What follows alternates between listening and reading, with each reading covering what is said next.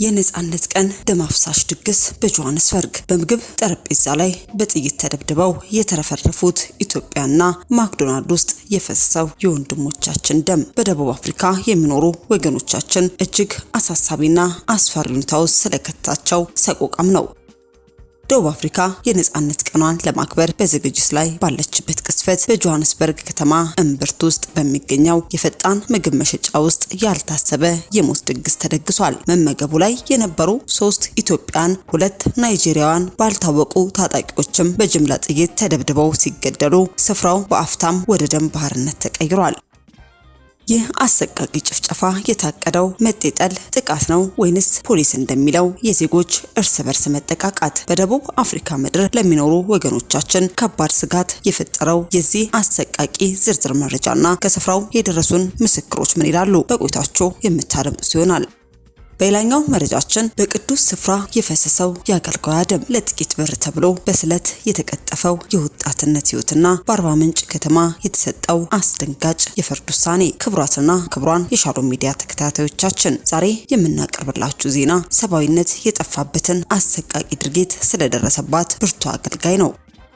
በዝማሬና በጸሎት ድምጽ ሊሞላ በሚገባው የቤተ ክርስቲያን ግቢ ውስጥ ያቺ ምስኪን አገልጋይ በጭካኔ በስለት ተወግታ ስለምን ተገደለች? ያልታሰበው ሞት በቤተ አምልኮ ግቢ ውስጥ እንዴትስ ሊከሰት ቻለ? በአራት ቦታዎች ላይ በጭካኔ የተሰነዘረው ቢላዋስ የታሪኩ መጨረሻ ነበር ወይስ የፍትህ መጀመሪያ? ከተማውን ክው ያደረገው የዚህ አሰቃቂ ግድያ መንስኤና ፍርድ ቤቱ በጉዳዩ ላይ ያስተላለፈው እጅግ ብርቱና ታሪካዊ ውሳኔ ምን እንደሆነ አሁን በዝርዝር ይዘንላችሁ ቀርበናል። እስከ ዜናው ፍጻሜ ድረስ አብራችሁን እንድትቆዩ በአክብሮት እንጋብዛለን። አስከትለን ዘማሪ ኬፋ ሚደቅሳ ምነካው በዝማሬው ጸጋ እጅግ በርካታ ዓመታትን ቅዱሳንን ያገለገለው አሁን ላይ ደግሞ ቤተክርስቲያንን በመትከል በእግዚአብሔር ቃል አገልግሎት ሲያገለግለን የምናውቀው ዘማሪ ኬፋ ሚደቅሳ በሕግ ሊያስጠይቀው የሚችል ህዝበ ክርስቲያኑን አልፎም ደግሞ ትውልደ ኢትዮጵያን ሁሉ ያስቆጣ ተግባር በአደባባይ ፈጸመ። ዘማሪው እኔ የኢትዮጵያ ዜጋ አይደለሁም፣ እኔ ልታሳቅቁ አትችሉም ሲል ያልተጠበቀ ምላሹን ሰጥቷል። የዘማሪ ኬፋ ሚደቅሳ ቁጣን የጫረው ምላሹን የወለደው ምን ይሆን? በህግ ሊያስጠይቀው የሚችለው ተግባሩስ ምንድነው? የሚሉትን በቆይታችሁ ታርሙሳላችሁ። በስተመጨረሻም እጅግ ጠንካራ በሆኑ መልእክቶቹ የምናውቀው ነብይ ዮሴፍ ኪዳኔ ወይንም ጆሲ አስደንጋጭና ልብን የሚያረድ መልእክት አስተላልፏል። ጌታ እግዚአብሔር እንዲህ ይላል፣ የፈሰሰውን ደም እኔ እግዚአብሔር ተመልክቻለሁ። ግፋቸው እግዚአብሔር ጋር እንደደረሰ ቁጣውም ሊገለጥ እንዳለ በመግለጽም መልእክቱን አስተላልፏል።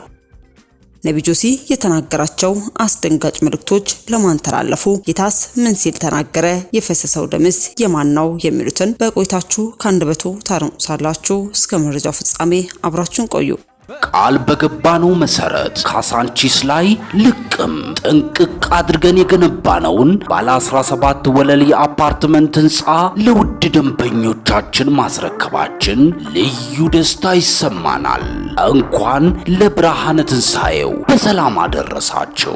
ዛሬ ላይ ደግሞ በዲፕሎማቶቹ መንደር በሆነውና በእንግሊዝ ኤምባሲ አጠገብ እንዲሁም ከአዲሱ ቤተመንግስትና በቦሌ አየር መንገድ በቅርብ ርቀት ላይ የሚገኙ ዘመናዊ አፓርትመንቶችን ከታላቅ ቅናሽ ጋር በታማኝነት ልናስረክቦ እርሶን እየጠበቅን እንገኛለን። የፋሲካ በዓልን ምክንያት በማድረግ ቀድመው ለሚመዘገቡ 20 ደንበኞቻችን የ30% ቅናሽ ማድረጋችንን ስናበስር በታላቅ ደስታ ነው። በ10% ቅድመ ክፍያ ተዘጋጅተዋል። ደግመው በማያገኙት በዚህ እድል አሁኑኑ ይጠቀሙ። እንዳያስቡ 50% የባንክ ብድር ተመቻችቶሎታል። በ200 ሺህ ብር ብቻ አሁኑኑ በ0908 54 34 54 ላይ በመደወል ይመዝገቡ። ስመር ሪል ስቴት ባለሀገር በሀገር። መልካም በዓል። አስቀድመን ወደ ያዝንላችሁ መረጃችን ስናልፍ እኔ ልታሳቅቁኝ አትችሉም፣ ኢትዮጵያዊ አይደለሁም ሲል ዘማሪ ኬፋ ሚደቅሳ መግለጫን ሰጥቷል። ንግግሩም የህግ ጥያቄንም አስነስቶበታል። ሌሎችን ልታሳቅቁ ትችላላችሁ። እኔ ኬፋ ከ26 ዓመት በላይ ህይወቱን በጣም በአገልግሎት የተሳካልኝ ሰው ነኝ። የኢትዮጵያ ዜጋ አይደለሁም፣ ኢትዮጵያዊ አይደለሁም። ቸግሮኝ አያውቅም። ቢቸግረኝ እንኳን ስራ ባይኖረኝም ወደ ኖርዌይ ተመልሼ መንግስት ገንዘብ እየሰጠኝ ሊያኖረኝ የሚችል ሰው ነኝ። ንቅሳት የምነቀል ያራዳ ልጅ ነኝ። ያረገጥኩት አገር አብሬ ያላገለግልኩት አገልጋይ የለም በማለትም ዘማሪ ኬፋ ሚደቅሳ በብሪተኝነት በመሞላትም እኔ ኢትዮጵያዊ አይደለሁም ልታስታቅቁኝ አትችሉም በሚልም መልእክት ማስተላለፉን ተመልክተናል። ታዲያ ይህን መልእክት እንዴት ሊያስተላልፍ ቻለ የሚለው በግልጽ የታወቀ ነገር ባይኖርም ከዚህ ጉዳይ ጋር ተያይዞ በዘማሪ ኬፋ ሚደቅሳ ላይ የሚደርሱትን ማንኛውም ነገሮች ወይንም ደግሞ በድጋሚ የሚሰጠው ምላሽ ካለም ተከታትለን ወደ እናንተ የምናደርስ ይሆናል። አስከትለን ወደ ያዝንላችሁ መረጃችን ስናልፍ ደቡብ አፍሪካ ታሪካዊውን የነጻነት ቀን በምታከብርበትና የሰላም አየር በነገሰበት ቅስፈት በጆሃንስበርግ ከተማ የሚገኙ ኢትዮጵያውያን ግን በከፍተኛ ድንጋጤና ዋይታ ውስጥ ወድቀዋል። ትላንት ምሽት በከተማዋ እምብርት ውስጥ በሚገኝ የፈጣን ምግብ መሸጫ ውስጥም የተፈጸመው አሰቃቂ ጥቃት የ3 ኢትዮጵያውያን የ2 ናይጄሪያውያን ህይወትም ባጭር ቀጭቷል። የምግብ ጠረጴዛው በደም ሲጨማለቅ ጥቃቱን የፈጸመው በዓለም አቀፍ ደረጃ በሚታወቀው ማክዶናልድ የፈጣን ምግብ መሸጫ ተቋም ውስጥም ነው። ወገኖቻችን በእለቱ ለእረፍትና ለመመገብ በዚያ በተገኙበት ወቅትም ማንነታቸው ባልታወቁ ታጣቂዎችም በድንገት የጥይት እሳት ተከፍቶባቸው ሰላማዊ የምግብ መሸጫ ስፍራውም በአፍታ ውስጥም ወደ ጦር አውድማ ተቀይሮ የወንድሞቻችን ደም በጠረጴዛውና በወለሉ ላይ ፈሷል። ጥቃቱ የታቀደና አሰቃቂ እንደነበርም የዓይን እማኞች ለኢትዮጵያ ኮሚኒቲ አባላትም ገልጸዋል። ጥቃቱና ወቅታዊው የመጤ ጠል ስጋት የግድያ የተፈጸመው በደቡብ አፍሪካ መጤ ጠል አመለካከት ያላቸው ወገኖች በስደተኞች ላይ መጠነ ሰፊ የተቃውሞ ሰልፍም ጥሪ ያደረጉ ባሉበት ወቅት በመሆኑ ነገሩን ይበልጥ አሳሳቢ ያደርገዋል። ሚያዝያ 27 የሚከበረውን የደቡብ አፍሪካ የነጻነትን ቀን ተከትሎ ስደተኞች ላይ ያለው ጫና በበረታበት ሰዓት የተፈጸመው ግድያ በጆሃንስበርግ የሚኖሩ ኢትዮጵያንን በከፍተኛ ስጋት ውስጥ ጥሏቸዋል። የፖሊስ ግምትና ግራ የሚያጋቡ መረጃዎች የደቡብ አፍሪካ ፖሊስ ከፍተኛ መኮንኖች በበኩላቸውም የተለየ ግምት ሰጥተውታል። እንደ መኮንኑ ገለጻ ግድያው ከዘረኝነት ወይንም ከመጤ ጠልነት ጥቃት ይልቅም በዜጎች መካከል ባለ አለመግባባት የተከሰተ ሊሆን ይችላል የሚልም ጥርጣሬም አላቸው። ሆኖም ይህ የፖሊስ ግምት በኮሚኒቲው አባላት ዘንድ ጥያቄንም አስነስቷል። 3 ኢትዮጵያና 2 ናይጄሪያውያን በአንድ ላይ በጥይት ተደብድበው መገደላቸው ጉዳዩ የታቀደና የጅምላ ጥቃት ለመሆኑ ማሳያ እንደሆነም ብዙዎች ይናገራሉ። በዚህም አስቸኳይ ጥሪ ለኢትዮጵያንም ቀርቧል። በደቡብ አፍሪካ የምትኖሩ ኢትዮጵያን ወገኖቻችን ወቅታዊው የነጻነት ቀን አከባበርና በስደት ላይ ያሉ ወገኖችን የሚያሰጋው ድባብም ታሳቢ በማድረግ አስፈላጊው ጥንቃቄ ሁሉ እንድታደርጉም የኮሚኒቲ አመራሮችም ጥሪ አቅርበዋል። በተለይ የሰው ስብስብ ባለባቸውና በምሽት እንቅስቃሴዎች ላይም ከፍተኛ ጥንቃቄ እንዲደረግም ተመክሯል። ሻሎም ሚዲያም በግፍ ለተገደሉ ወገኖቻችን ቤተሰቦችና ለኢትዮጵያ ኮሚኒቲ በሙሉ መጽናናትን ይመኛል። አስከትለን ወደ ያዝንላችሁ መረጃችን ስናልፍ በአገልጋይ ላይ የተፈጸመው አሰቃቂ ግድያና የፍርድ ቤት ውሳኔ በአርባ ምንጭ ከተማ የሚገኘው የክርስትና ማህበረሰብ ብቻ ሳይሆን መላው የሀገሪቱ ሕዝብን ያስደነገጠ አሰቃቂ የወንጀል ድርጊት ተፈጽሟል። በቤተ ክርስቲያን አጥር ግቢ ውስጥ በጸሎትና በአገልግሎት መሃል መሆን በሚገባበት ሰዓት የአገልግሎት ልብስን በለበሰች ወጣት አገልጋይ ላይ የተፈጸመው ጭካኔ የተሞላበት ግድያ በመላው የሻሎም ሚዲያ ቤተሰቦች ዘንድ ከፍተኛ ሐዘን ድንጋጤንም ፈጥሯል። በአርባ ምንጭ ከተማ የሚገኘው የክርስትና ማህበረሰብና መላው የኢትዮጵያ ሕዝብ በከፍተኛ ድንጋጤ ውስጥ የጣለው ይህ አሰቃቂ የግድያ ወንጀል በመጨረሻም የሕግ እልባትን አግኝቷል። በአምልኮ ስፍራና በእግዚአብሔር ግቢ ውስጥ ለአገልግሎት በተለየች ወጣት ላይ የተፈጸመው ይህ የጭካኔ ድርጊት የሰው ልጅ ክፋት ጥግን የሚያሳይ ሆኖ ተመዝግቧል። የምሽቱ ጥቁር ጠባሳ የካቲት 22 ቀን 2018 ዓ.ም ምሽቱ 1 ሰዓት ተኩል ገደማ በአርባ ምንጭ ከተማ ሺቻ ክፍለ ከተማ እድገት በሬ ቀበሌ የሚገኘው የጽድቅ ቃል ዓለም አቀፍ ቤተክርስቲያን ግቢ በሰላም ተውጦ ነበር። ሆኖም ይህ ሰላም በአሰቃቂ ድርጊት ሊደፈርስ ጥቂት ደቂቃዎች ብቻ ቀርተውትም ነበር። ተከሳሽ ማሙሽ ማርቆስ ሳልቄ ገና በቁጥጥር ስር ካልዋለ ግብረ አበሩ ጋር በመሆን በአጥር ላይ በመዝለል ወደ ቤተክርስቲያን ግቢ ዘልቆ ገባ። ዓላማው በጸሎትና በአገልግሎት ለምትሰጋ ወጣት አገልጋይ እህታችን ነህሚያ ተስፋዬ ምህረትን ሳይሆን ሞትን ይዞላት መምጣትም ነበር። የ17000 ብር ስልክ ወይንስ የሰው ህይወት? ወጣቷ አገልጋይ ነህሚያ ስልክ እያወራች በነበረችበት በዚህ ቅስፈት ተከሳሹ የገበያ ዋጋው 17000 ብር የሚገመተውን ኢንፊኒክስ ስልኳን በኃይል ለመንጠቅ ሙከራ አደረገ። ንብረቷን ለማስጠበቅ ስትታገል ተከሳሹ ለሰው ልጅ ህይወት ቅንጣት ታክል ርህራሄ ሳይሰማው በያዘው ስለታማ ቢላዋ በወጣትነቷ አበባ ላይ 4 የተለያዩ ቦታዎች ደረቷና እጆቿ ላይ ደጋግሞ በመውጋት አሰቃቂ ጉዳት አደረሰባት። የቤተክርስቲያን ግቢ በደም ሲጨማለቅ አገልጋዩ በከፍተኛ ደም የፈሰሳት ሲሆን ህይወቷን ለመታደግ ደግሞ አርባ ምንጭ ሆስፒታል ተወሰደች። በጽኑ ህሙማን መከታተያ ክፍልም አይሲ ውስጥ የነበሩ ዶክተሮች እህታችንን ለማዳን በከፍተኛ ርህራሄ ቢረባረቡም የደረሰባት ጉዳት ግን ከሰው አቅም በላይ ሆኖ በዚያው ዕለት ከሌሊቱ 6 ሰዓት ላይ ነፍሷ ወደ ጌታዋ ሄደች። የአርባ ምንጭ ከተማ ከፍተኛ ፍርድ ቤትም ጉዳዩን በጥልቀት ሲመረምርም ቆይቷል። የአቃቤ ህግ ምስክሮችና ተጨባጭ የሰነድ ማስረጃዎች የተከሳሹን የጭካኔ ድርጊት ቁልጭ አድርገው ማሳይተዋል። ተከሳሹ ማሙሽ ማርቆስ መጀመሪያ ላይ እከላከላለሁ በማለት የፍርድ ሂደቱን ለማዘግየት ቢሞክርም በመጨረሻ ግን ከህሊናው ወቀሳና ከማስረጃ ብርታት ማምለጥም አልቻለም። የማቀርበው መከላከያ ማስረጃ የለኝም፣ ፍርድ ቤቱ የሚሰጠውን ፍርድ እቀበላለሁ ሲል ቃሉን በችሎትም ሰጥቷል። የአርባ ምንጭ ከተማ ኮሙኒኬሽን ለሻሎም ሚዲያ እንዳረጋገጠው ፍርድ ቤቱ ሚያዝያ 20 ቀን 2018 ዓ.ም በዋለው ችሎትም የሚከተለውን ውሳኔ አስተላልፏል። ተከሳሹ በ1997 ዓመተ ምህረት የወጣውን የወንጀል ህግ አንቀጽ 671 ንዑስ አንቀጽ 2 በመተላለፍ ፈጽመው ከባድ ውንብድናና አሰቃቂ ግድያ ጥፋተኛ ሆኖም ተገኝቷል። በዚህ ምክንያትም በእድሜ ልክ ጽኑ እስራት እንዲቀጣም ተወስኖበታል። እህታችን ነህሚያ ተስፋዬም በአገልግሎት ላይ እያለች ብትለየንም ስሟ በአርባ ምንጭ ቅዱሳን ዘንድ ሁልጊዜ ሲታወስ ይኖራል። ፍትህ መገኘት ለቤተሰቦቿና ለቤተክርስቲያን አባላት ጥቂትም ቢሆን መጽናኛ ቢሆንም በቤተ አምልኮ ውስጥ የሚፈጸሙ መሰል ጥቃቶች ግን ህብረተሰባዊ ጥንቃቄ እንደሚያስፈልጋቸው ትልቅ ደውልም ሆኗል። ሻሎም ሚዲያም ለሟች ቤተሰቦችና ለጽድቅ ቃል ዓለም አቀፍ ቤተክርስቲያን አገልጋዮች በሙሉ መጽናናትን ይመኛል። በስተመጨረሻ ወደ ያዝንላችሁ መረጃችን ስናልፍ በእግዚአብሔር ሰው ነብዩ ጆሲ አንደበት የተነገረው ልብን የሚያረዳው በአስቸኳይ ሊደመጥ የተገባ ጌታ እግዚአብሔር በቁጣ ያስተላለፈው መልእክት ምን ይሆን? ከአንደበቱ አድምጠን እንመለስ።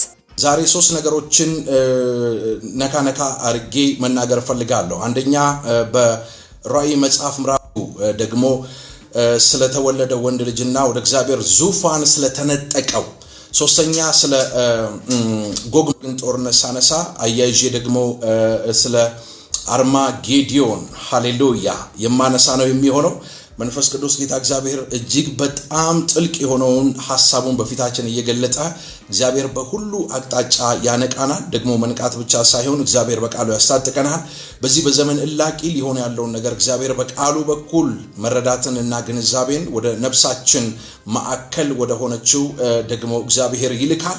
በሮች ይከፈታሉ፣ ተአምራት ይሆናል። መጽሐፍ ሲናገር እናንተ መኳንንቶች በሮችን ከፈቱ፣ የክብር ንጉስ ይግባ። ይህ የክብር ንጉስ ማን ነው? የጭፍሮች አምላክ የሰራዊቱ ጌታ እግዚአብሔር ነው። ሰው በተከፈተ ማንነት ውስጥ የሰማይ አምላክ እግዚአብሔር ድንቅና ተአምራት የሚያደርግበት ምሽት ስለሆነ ሐሳቤን የሚጀምረው ከዚህ ከራእይ ምዕራፍ 11 ይሆናል ማለት ነው። እንግዲህ ብዙ ቴዎሎጂያንስ የሚወዛገቡበት በሐሳብ ልዩነት ፍጭት ውስጥ የሚገቡበት አንድ በጣም ሲሪየስ የሆነ ሐሳብ አለ። ራእይ ምዕራፍ 11 ላይ እንደምታውቁት ስለ ሁለቱ መቅረዞች አሊያም ስለ ሁለቱ መብራቶች የእግዚአብሔር ቃል ይናገራል።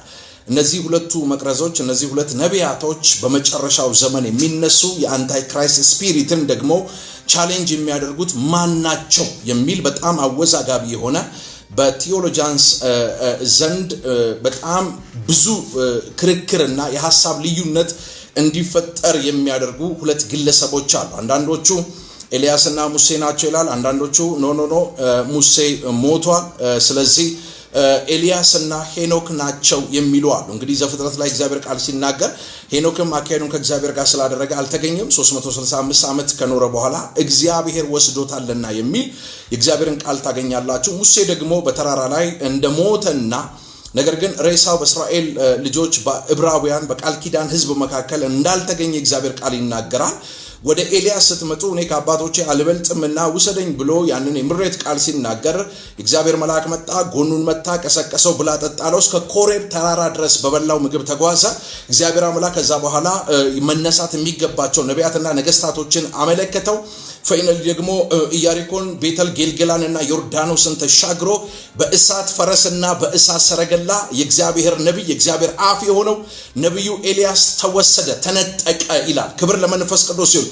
እንግዲህ እዚህ ሉቃስ ወንጌል ላይ የመጥምቁ ዮሐንስ እንደምታውቁት የብሉይ ኪዳን የመጨረሻው ነብይ ነው። የመጨረሻው ነብይ ከሴቶች መካከል ከተወለዱ እሱን የሚያክል የለም ብሎ ክርስቶስ በአንደበቱ የመሰከረለት በነብዩ ኢሳይያስ ከ700 ዓመት በፊት ክርስቶስን በ6 ወር ዕድሜ የሚበልጠው መጥምቁ ዮሐንስ ሲወለድ መጥምቁ ዮሐንስ በኤልያስ መንፈስ እንደመጣ የእግዚአብሔር ቃል ይናገራል። መጥምቁ ዮሐንስ የመጣው በኤልያስ መንፈስ እንደሆነ አዶስ ያኮባያ እዛው እንደገና ራእይ ምዕራፍ 11 ላይ እነዚህ ሁለት ነቢያቶች የአንታይ ክራይስት ስፒሪትን የራስ ምታት ሆነውበት ቻሌንጅ አድርገው መንግስቱን፣ ስርዓቱን፣ አደራረጉን ተቃውሞ በጣም አቢዩስ ካደረጉት በኋላ ስለ ሁለቱ ነቢያቶች እዚሁ ራእይ ምዕራፍ 11 ላይ የሚሰጠን ምልክታል መገለጫቸውን ይናገራል። እነዚህ ነቢያቶች ምድርን በመቀሰፍት ለመምታት ስልጣን አላቸው ይላል። አቤት ዛሬ ተአምራት ይሆናል። ኦኬ እሳትና በረዶ ከሰማይ ሊያወርዱ ስልጣን አላቸው። እንግዲህ እሳትና በረዶ ተቀላቅለው ከሰማይ የወረዱት በማን ዘመን ነው ስትሉ በሙሴ ዘመን ነው። ምድርን በቸነፈርና በመቀሰፍት የመታው ሙሴ ነው። ውሃን ወደ ደም የቀየረው ሙሴ ነው። መገለጫቸውን ምድር ላይ በነበሩ ጊዜ ያደረጉትን አደራረግ እግዚአብሔር ቃል እንደዛ ይናገራል። ኤልያስ ደግሞ እነዚህ ነቢያቶች ሰማያትን ሊዘጉ ዝናብ እንዳይዘንብ ይላል። ኤልያስ ነው ሰማያትን የዘጋው። ስለዚህ መጽሐፍ ቅዱስ በግልጽ ኤልያስ ነው ሙሴ ነው ብሎ ባያስቀምጥም እንደ እግዚአብሔር ቃል ስለምንመራ እነዚህ እንግዲህ በበኔ ምልከታ እንደ ነቢይ መንፈስ ዓለምን እንደሚያሸትሰው ምናልባት ኤልያስና ሙሴ ሊሆኑ ይችላሉ። ቢኮዝ ኤልያስ ነቢያትን፣ ሙሴ ሕግን የሚያመለክት ስለሆነ የናዝሬቱ ኢየሱስ በማቴዎስ ወንጌል ምዕራፍ 16 ላይ ያዕቆብ ዮሐንስ ጴጥሮስን ይዞ ወደ ረጅም ተራራ ከወጣ በኋላ በፊታቸው ተለወጠ ይላል። ፊቱ አበራ ይላል። አቃቢ በምድር ላይ ሊያነጻው በማይችል ደረጃ በፊታቸው ልብሱ ነጣ ይላል። የዛን ጊዜ በቀኝና በግራ በኩል ኤልያስና ሙሴ መጥተው የናዝሬቱ ኢየሱስን ያበረቱት ነበር ይላል። የምትጽፉ ሰዎች ለእናንተ በጣም በተረጋጋ መንፈስ ቀስ ብዬ ነው የምናገረው። የሆነ ነገር ዛሬ እንዲገባባችሁ ፈልጋለሁ። የእግዚአብሔር አባባት የልብ ትርታ ምን እንደሆነ አንደርስታንድ እንድታደርጉ ፈልጋለሁ። ስለዚህ ሙሴ ሕግን፣ ኤልያስ ደግሞ ነቢያትን የሚያመለክቱ ታላላቅ ጃይንት ሁለት ነቢያቶች በኢየሱስ ግራና ቀኝ ቆመው ክርስቶስ ኢየሱስን ያነጋግሩት ደግሞም ያበረቱት ነበረ። መጽሐፍ ቅዱስ እንደዛ ይናገራል። ስለዚህ ራእይ ምዕራፍ 11 ላይ የእግዚአብሔርን ቃል አንብብላችሁ። ራእይ ምዕራፍ 11 ከሱ ነው ዛሬ የምጀምረው። ከዛ ስለ ራሽያ፣ ስለ ፑቲን ስርወ መንግስት፣ ስለ ቱርክ፣ ስለ ሊቢያ፣ ስለ ግብፅ ዛሬ እንዳስሳለን። አሜን አሜን። ስለ ኩሽ ምድር፣ ኩሽ እንግዲህ ኢትዮጵያን ተወክላለችና አቤት አቤት አቤት አቤት። ከዛ በኋላ ስለ ጎግና ማንጎግ ጦርነት አወራለሁ። ስለ ጎግ ማንጎግ ጦርነት እናገራለሁ። ስለ አርማጌዲዮን እናገራለሁ። ኦ ሻማካሱ ብራኒ ያለው ሳካባያ የተባረከው ተስፋችን በክብር ይመጣል። እግዚአብሔር የኪዳን አምላክ ነው። ህዝቡን አልጣለም። የኢየሩሳሌምን የፈረሰችውን ቅጥር እግዚአብሔር እንደገና ያድሳል። ዝገትና ቆርቆሮዋን ከመካከሏ ያስወግዳል። እግዚአብሔር አምላክ የወደቀችውን የዳዊትን ድንኳን እንደገና ያነሳል። መሲሁ ክርስቶስ ኢየሱስ የመጣው ከአይሁድ የዘር ግንድ ነው። 12ቱ ደቀ መዛሙርቶች ዕብራውያን ናቸው። እመቤታችን ቅድስት ድንግል ማርያም ዕብራዊ ናት፣ አይሁዳዊ ሴት ናት። አብርሃም አይሁዳዊ ነው። የመጡ ነቢያቶች አባቶቻችን ሁሉ አይሁዳውያን ናቸው። ስለዚህ እግዚአብሔር ሕዝቡን ጥሏል እንዴ? እግዚአብሔር ሕዝቡን አልጣለም፣ አልቆረጣቸው። እግዚአብሔርን ሐሳብና ፍቃድ ባለማድረጋቸው ምክንያት ለባርነት ለጨለማው ሥርዓተ መንግስት እግዚአብሔር አሳልፎ ሰጥቷቸው ነበረ። በትንቢተ ኢሳይያስ ምዕራፍ 11 ላይ ደግሞ ሕዝቤን እሰበስባለሁ እንዳለ ጊዜና ሰዓቱ ሲደርስ እግዚአብሔር አምላክ የምናሴን የኤፍሬምን የዮሴፍን ነገድ ሁሉ ከምድር ጫፍ እግዚአብሔር ሰብስበዋል። የይሳኮር የዛብሎንን ነገድ ሁሉ ሰብስበዋል። ክብር ለኢየሱስ ይሁን። ዛሬ በጣም ሰፊ ነገር አነሳለሁ። አምላክ እግዚአብሔር እንደወደደ ወደ ላይ ወደ ታች ከፍና ዝቅ እያደረገ እግዚአብሔር አምላክ ለናንተ የሚጠቅም የከበረው ነገር መንፈስ ቅዱስ ጌታ እግዚአብሔር ያወጋቸዋል፣ ያወራቸዋል። ኢየሱስ ለዘላለም የተባረከ ይሁን። ስለዚህ ኢየሱስ እንደዚህ አለ፣ ለኢየሩሳሌም ሰላም ጸልዩ። ለምን ደሆነች? እግዚአብሔር ሕዝቡን አልጣል። ባለማመናቸው ምክንያት ምንም ቢቆረጡ፣ ነገር ግን እግዚአብሔር የቀጠረው ያ ደግሞ የዕብራውያን የቃል ኪዳን ሕዝብ ሙላት ዘመን አለ። ያ እግዚአብሔር የኪዳን ሕዝብን ያነሳል። የሚያንገዳግዳትን ያንን የርግማን ጽዋ እግዚአብሔር ከኪዳን ሕዝብ እጅ ላይ ይወስደዋል። መቃብሯን እግዚአብሔር ይከፍታል። እንደገና ትታሰባለች። እስራኤል እንደገና ተዘልላ ትቀመጣለች። እግዚአብሔር እንደገና የኪዳን ምድርን ለዓለም እንደ ከባድ ድንጋይ ይገልጣታል። የመንገድገድ ዋንጫ ያደርጋታል። ሃሌሉያ! እዛ ዘመን ውስጥ እየገባን ነው። እሱን ነው ዛሬ እንደ እግዚአብሔር ቃል እንደ እግዚአብሔር ዘላለማዊ ሐሳብ አንስቼ የምናገረው። እነዚህ ሁለቱ ነቢያቶች ራዕይ ምዕራፍ 11 ላይ እንደዚህ የሚል እግዚአብሔርን ቃል ታገኛላችሁ። በትር የሚመስል መለኪያ ለኔ ተሰጠኝ፣ እንዲህም ተባለልኝ፣ ተነስተህ የእግዚአብሔርን መቅደስና መሠዊያውን በዚያም የሚሰግዱትን ለካ፣ በመቅደሱም ውጭ ያለው እድሞ ለአሕዛብ ተሰጥቷልና ተወው፣ አትለካውም። እርሱም 42 ወር የተቀደሰችውን ከተማ ይረግጧታል። ለሁለቱ ምስክሮቼ ማቅ ለብሰው 1260 ቀን ትንቢት ሊናገሩ እሰጣለሁ። ጌታ እንደዚህ አለ። እነዚህ በምድር ጌታ ፊት የሚቆሙት ሁለቱ ወይራዎችና ሁለቱ መቅረዞች ናቸው። በምድር ጌታ ፊት። የምድር ጌታ ማን ነው? የምድር ጌታ የተባለው ማን ነው? የአንታይ ክራይስት አሊያም የክርስቶስ ተቃዋሚው መንፈስ ነው። ስለዚህ መጽሐፍ እንደዚህ ይላል፣ እነዚህ በምድር ጌታ ፊት የሚቆሙ ሁለቱ ወይራዎችና ሁለቱ መቅረዞች ናቸው። ማንም ሊጎዳቸው ቢወድ እሳት ከአፋቸው ይወጣል፣ ጠላቶቻቸውንም ይበላል። ማንም ሊጎዳቸው ቢወድ እንዲሁ ሊገደል ይገባዋል። እነዚህ ትንቢት በሚናገሩበት ወራት ዝናብ እንዳይዘም። ስለዚህ ዝናብ ትንቢት ተናግረው ዝናብን የከለከለ ማን ነው? አንዱ ኤልያስ ነው። እንዳይዘም ሰማይ ሊዘጉ ስልጣን አላቸው። ውሃንም ወደ ደም ሊለውጡ በሚፈልጉበት ጊዜ ሁሉ በመቅሰፍት ሁሉ ምድርን ሊመቱ ስልጣን አላቸው። ውሃን ወደ ደም የቀየረው ማን ነው? ሙሴ። ምድርን በመቅሰፍት የመታው ማን ነው? ሙሴ። ያዙ ይሄንን። ምስክርነታቸውንም ከፈጸሙ በኋላ ከጥልቁ የሚወጣው አውሬ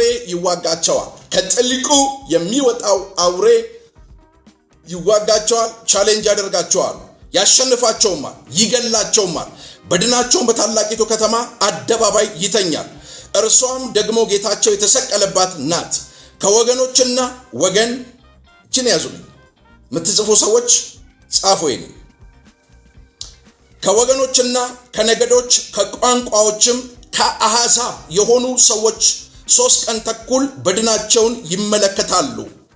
አሕዛብ ቋንቋ፣ ነገድ፣ አሕዛብ 3 ቀን ተኩል በድናቸውን የሁለቱን ነቢያት የሁለቱን መብራት መቅረዞች የሁለቱን ወይራዎች ሬሳ 3 ቀን ተኩል ይመለከታል።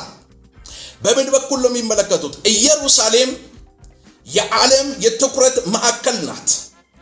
ፊዚካሊም ደግሞ ብታዩ የዓለም ማዕከል ኢየሩሳሌም ናት። ከኢየሩሳሌምም ደግሞ ዋናው ቤተ መቅደሱ ነው። ከመቅደሱም ዋናው ቅድስተ ቅዱሳኑ ነው። የዓለም አቴንሽን የዓለም ትኩረት የምትስብ የኪዳን ምድር ናት። በዓለማችን ላይ ትላልቅ የዜና አውታሮች፣ ትላልቅ ተጽዕኖ ፈጣሪዎች፣ ፖለቲሽያንስ፣ ዶሚኔንሻል ኢንፍሉዌንሻል ፐርሰን፣ ጋዜጠኞች ሁሉ ወደ ኢየሩሳሌም የሚተሙበት ፎከሳቸውን፣ ኢነርጂያቸውን፣ ኃይላቸውን ሁሉ አይናቸውን በሷ ላይ የሚያደርጉበት ትልቁ ምክንያት ኢየሩሳሌም የእግዚአብሔር ከተማ ስለሆነች ነው።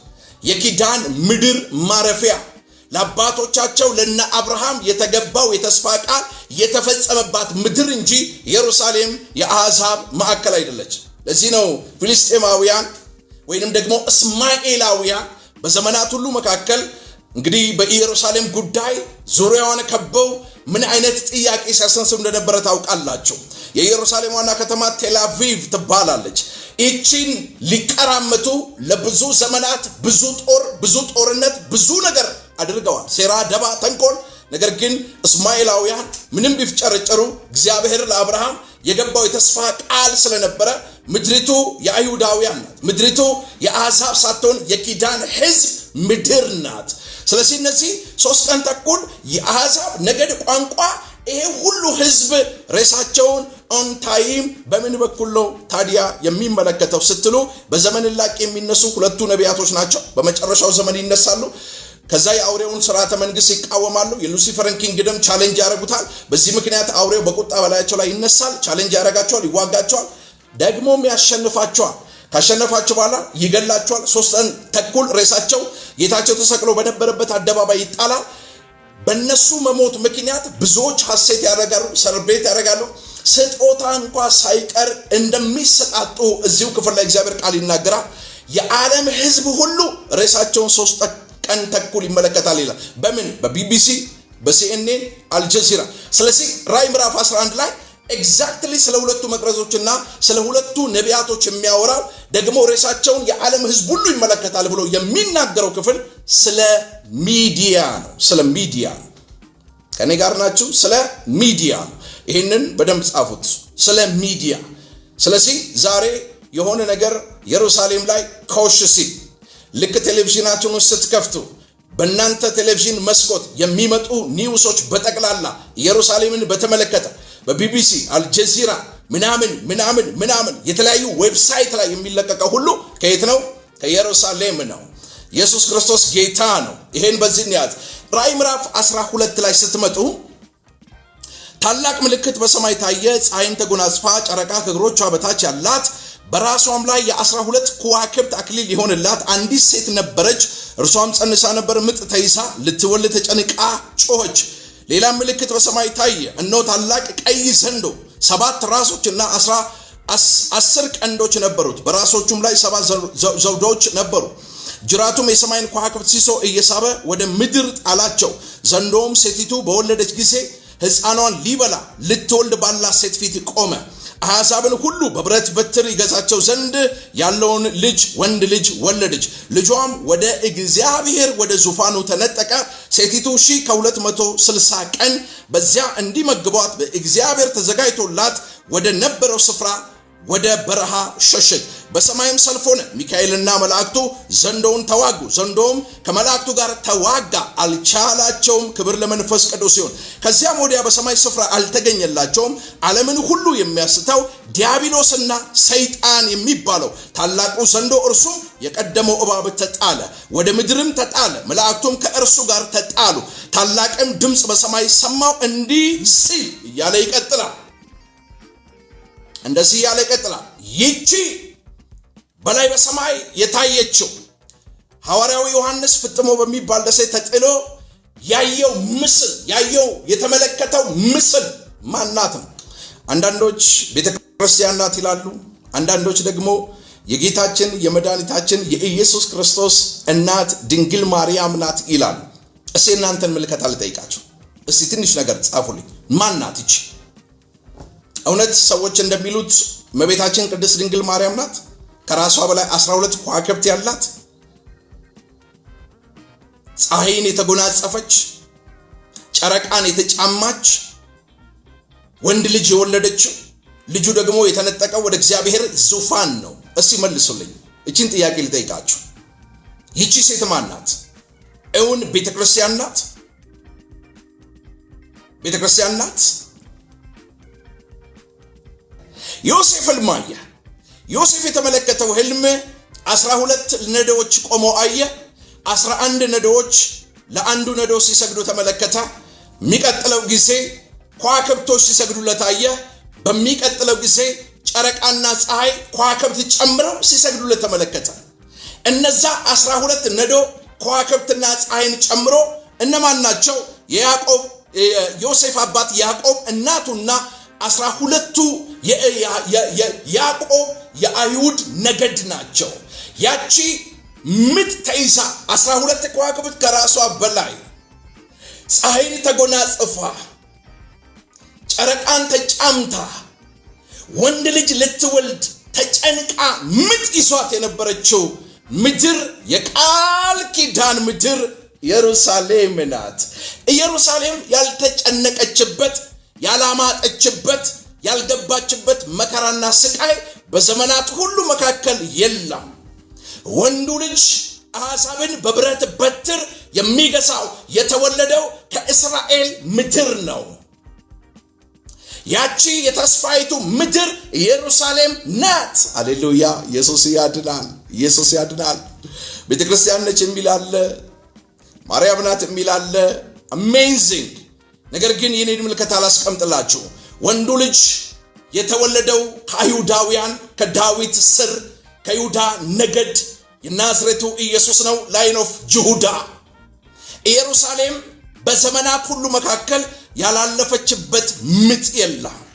ምጥ 430 ዓመት በግብፅ አገር በባርነት ከዛ በኋላ ለ70 ዓመት ለአሦር ስርወ መንግስት የቱርክ ቀኝ ግዛት እንግሊዝ ኢምፓየር የሮም መንግስት አቤት አቤት አቤት አቤት እንደ ጨው በዚህ ሁሉ መከራ በዚህ ሁሉ ስቃይ የተወለደው ከኢየሩሳሌም የይሁዳ አንበሳ የሆነው የናዝሬቱ ኢየሱስ ነው። ኢየሱስ ነው። ስለዚህ ራዕይ ምዕራፍ 12 የሚያወራው ስለ ኢየሩሳሌም እንጂ ስለ ቤተ ክርስቲያንም ደግሞም ስለ እመቤታችን ስለ ቅድስት ድንግል ማርያም በፍጹም አይደለም። ይህንን ካስቀመጥኩኝ ዘንዳ ወደሚቀጥለው ምዕራፍ ዘዋወራለሁ። ዋው! ጨረቃን በእግሯ ተጫምታ የሆነ ምስል አይቷል። ፊዚካሊ አይቷል። ሐዋርያው ዮሐንስ ፍጥሞ በምትባል ደሴት ላይ ተጥለው የተወለደው ወንዱ ልጅ ማን ነው? ተነጥቆ የተወሰደው ወደ እግዚአብሔር ዙፋን ነው። የተወሰደው ወዴት ነው? እስቲ ተናገሩ። ወደ እግዚአብሔር ዙፋን ነው። ዙፋን ነው። ሃሌሉያ!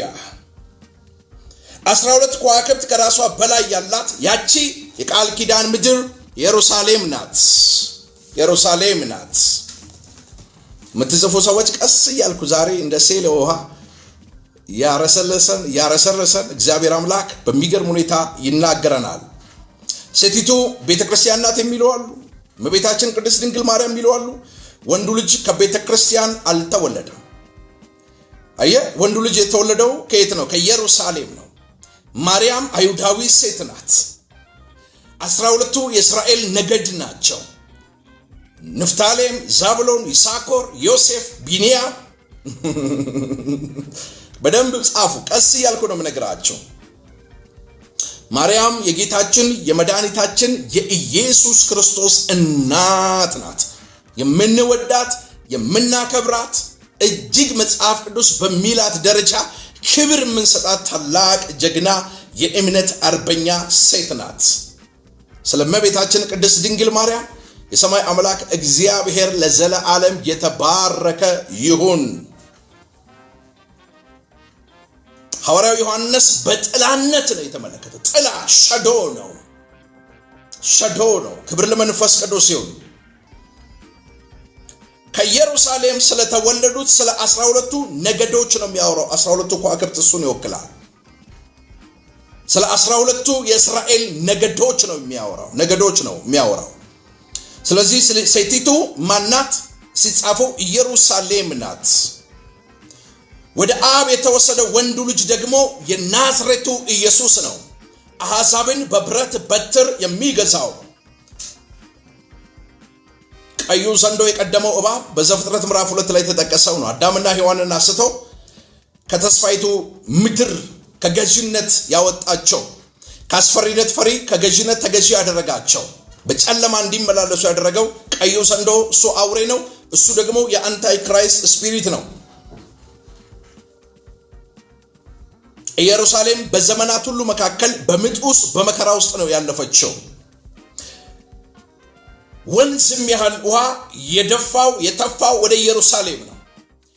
የአንታይ ክራይስት የክርስቶስ ተቃዋሚው መንፈስ በዘመናት ሁሉ መካከል ማጥፋት የሚፈልገው አይኑ የበቀል በትሩን የሚያነሳው በማላይ ነው?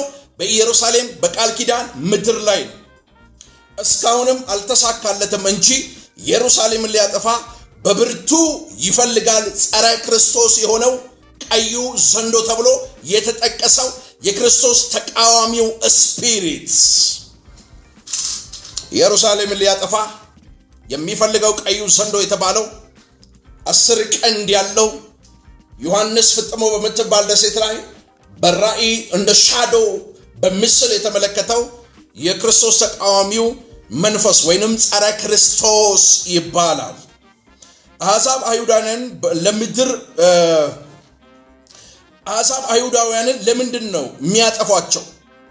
ለምንድን ነው በጠላትነት አሕዛብ በአይሁዳውያን ላይ በኪዳን ሕዝብ ላይ የሚነሱባቸው?